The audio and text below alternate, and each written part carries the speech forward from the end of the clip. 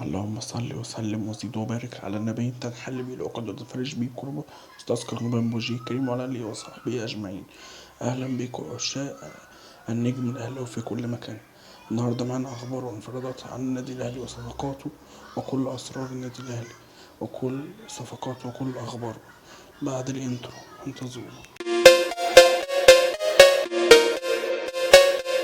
تعرف معنا على حقيقة إيقاف أليو ديانج 6 شهور لعدم دفع الغرامة ومستحقات وكيله، وهي 250,000 دولار.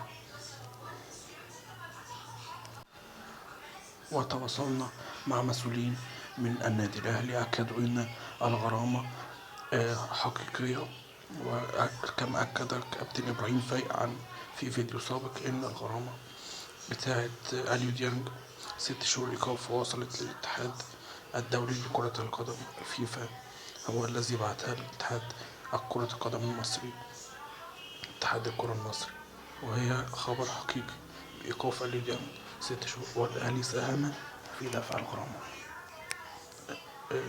بإنه يديله جزء من مستحقاته. نيجي لتاني حاجة مع بعض، تعرف على حقيقة انتقال إمام عاشور للنادي الأهلي. يلا بينا.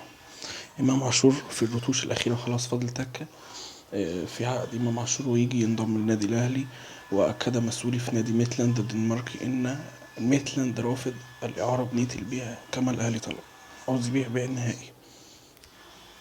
والأهلي هيطلب النهاردة رسميا أو طلب خلاص إن الدرع يتسلم في مباراة القمة.